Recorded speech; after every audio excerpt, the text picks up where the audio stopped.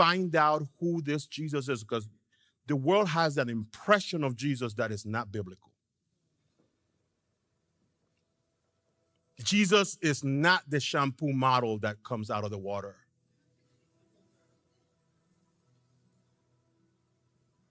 Or this spineless man who always has a sheep on his shoulder and some little kid on his lap. He loved people, hated sin, got angry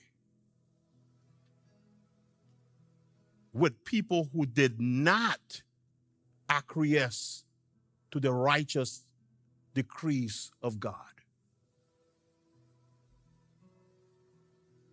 Yet he did not sin, not against his Father, not against himself, and certainly not against the ones he came to save.